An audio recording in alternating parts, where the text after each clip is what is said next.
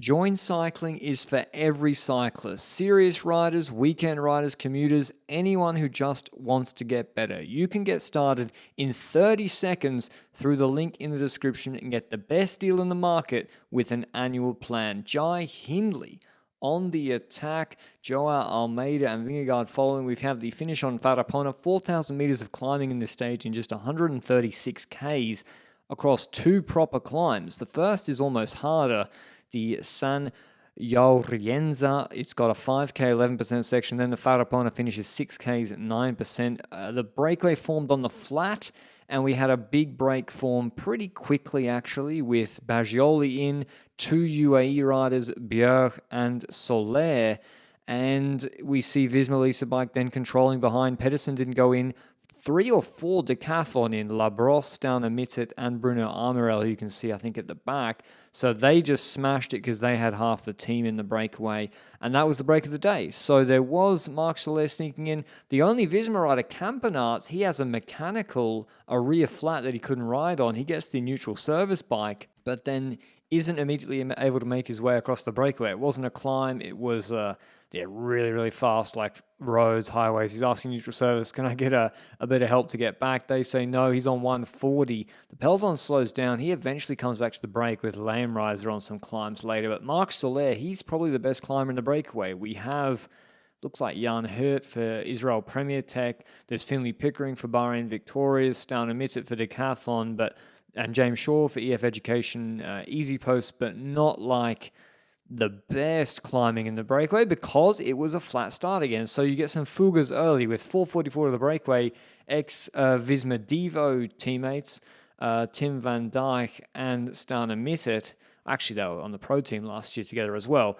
They try to fuga from the fuga de la fuga rather, and that gets brought back too fast on the highways. Mikel Bjerg was key for Soler. He was bringing it all back. But what was the plan for UAE?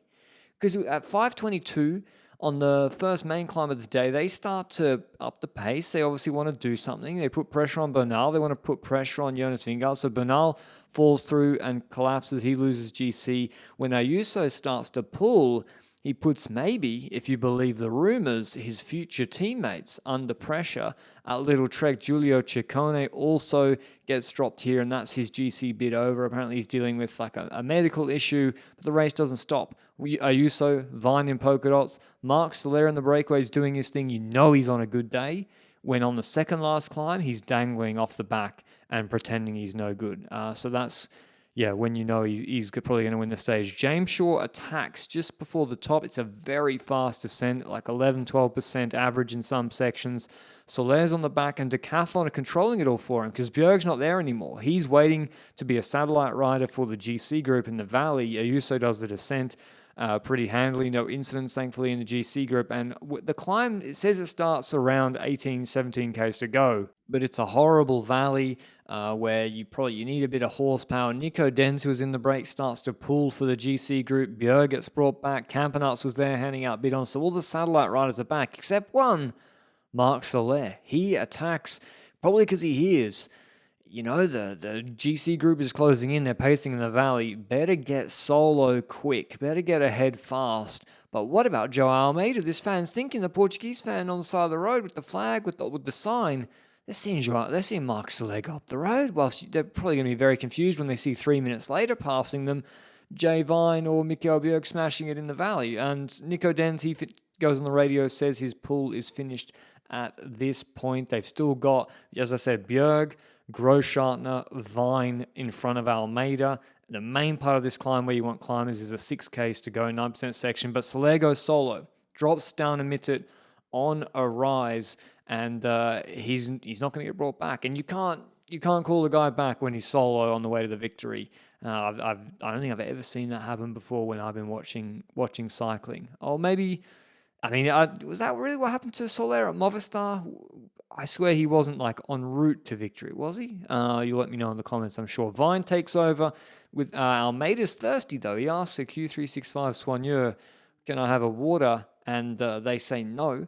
because they say you're a rival for Tom Pidcock on the podium. So, and also Pidcock was right behind him. The Baranas de Mumian looks pretty cool, that settlement, I must say. And Grosjean takes over with 6Ks to go. Jorgensen drops, so it's a good pace. It reduces the group to 10, but then it stays there. And so I was thinking, are they now just riding hard behind Soler? Because the gap then stayed at 240. And the gap only really started to melt with Finley Pickering second best out of the break after the sort of cross headwind section, although the time gaps were coming on and off. When the white jersey Giulio Pellizzari starts to ride a better tempo that drops more riders. Now we've only got about 10 riders in the group. Torsten Tran hanging on, but Soler's solo. He knew he had to get ahead early. It was a climb that suited him. It's a climb where David Gaudu beat him in 2021 maybe, and Jai Hindley attacks off the Pellizzari pace. He's 42 seconds behind Pidcock for the podium. He doesn't care about Almeida. He doesn't care about Vingegaard. He's just going to ride full gas to the line to try and take maximum time possible on Pidcock. Riccitello's there as well as Pellizzari. He's not going to help with his teammate ahead. Felix Gall's able to close 5 seconds into the gap. Soler wins the stage, I think his third Vuelta stage, the 7th UAE stage. Almeida starts his sprint pretty far. That's the sort of sprint that suits him. They take 4 seconds on Hindley, who's been doing most of the work. But Vingegaard, unlike on Angliru yesterday, he's able to come around Almeida at the line to take 6 bonus seconds. They only finished 39 seconds behind Marc Soler. So, yeah, maybe that pace from Grosjean was actually eating into the gap and we just didn't see it. He wins ahead of Vingegaard, Almeida, Hindley. Goal on 5 seconds. Pellizzari on 10 seconds with Riccitello, Pidcock, Kuss, Pickering. Here is the interview, which is, of course, obscured partially by the announcer. 5 years after, is this some sort of revenge? In the end, yes, a day I'd hoped for. I'm very happy. Did you think you'd take the breakaway today? No, the idea was to manage the breakaway, control it, but I got in the breakaway, and then once I was in, I thought I could play my cards.